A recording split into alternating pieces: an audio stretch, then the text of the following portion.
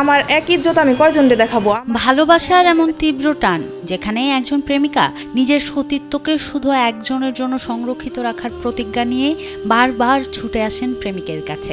এই সরল অঙ্গীকারই যেন কাল হলো তাদের।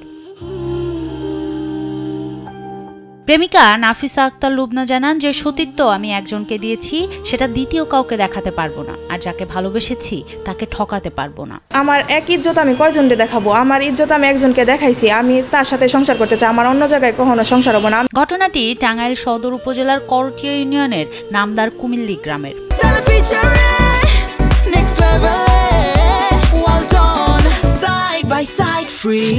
স্থানীয় মোহাম্মদ সোহাগ মিয়া ও নাফিসা আক্তার লুবনার মধ্যে দীর্ঘদিনের প্রেমের সম্পর্কের সূত্র ধরে লুবনা একাধিকবার সোহাগের বাড়িতে চলে আসেন। সম্প্রতি সোহাগ জেল হাজতে থাকা অবস্থায়ও লুবনা চতুর্থবার তার বাড়িতে এলে লুবনার বাবা মোহাম্মদ লোমান মিয়া ক্ষিপ্ত হয়ে সোহাগের বিরুদ্ধে নারী ও শিশু নির্যাতন দমন আইনে অপহরণের মিথ্যা মামলা দায়ের করেন। সোহাগের মুক্তির জন্য আমরা মানববন্ধন করতেছি। সোহাগ খুব ভালো ছেলে, কিন্তু সোহাগ এক মেয়ের প্রেমে পড়ে তাকে বিয়ে করার পরে তারা মেয়ের পক্ষ তারা কেস কাভারি করে পুলিশ দিয়ে তারা নিয়ে যায়। একে একে মেয়েরা 4 বার এখানে আসছে। এখন আমরা আমাদের একটা উদ্দেশ্য, সেটা হচ্ছে আমাদের সোহাগের আমরা মুক্তি চাই। সেটা গরিব বিধায় এই ছেলেটার প্রতি অনেক অন্যায় অবিচার করা হইতেছে। কিন্তু আপনারা একটা জিনিস দেখেন, এটা ওনার মেয়েটা যদি ম্যাচিউর নাই হইতো মেয়ে ইন্টার সেকেন্ডারি কিভাবে পড়বে? বিয়ে করছে, পিরিচ করে বিয়ে করছে, বিয়ার কারণে তার 4 বার মেয়েটা এসে 4 বারই ঘুরিয়ে দিছে।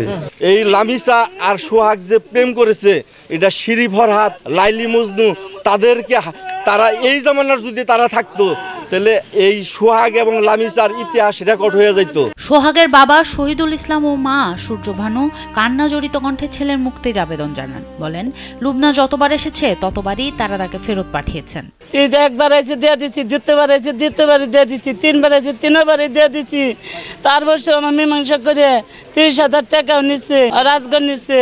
আবার 7 মাস পরে আমার ছেলেরে ধরে নিচ্ছে। আমার বাইশটা বউ ছিল, এখন নাম কাটা দিছে, কিন্তু আমার ছেলের নাম রেখে দিচ্ছে। নাফিসার সরলতা ও প্রেমের প্রতি তার অবিচল বিশ্বাস দেখে গ্রামের মানুষ সহযোগিতায় এগিয়ে এসেছেন। গ্রামবাসীরা জানান, মেয়ের বাবা প্রভাবশালী হওয়ায় ক্ষমতার অপব্যবহার করে প্রেমের সম্পর্ককে অপহরণ আখ্যা দিয়েছেন। সনম সিদ্দিকী, কালবেলা।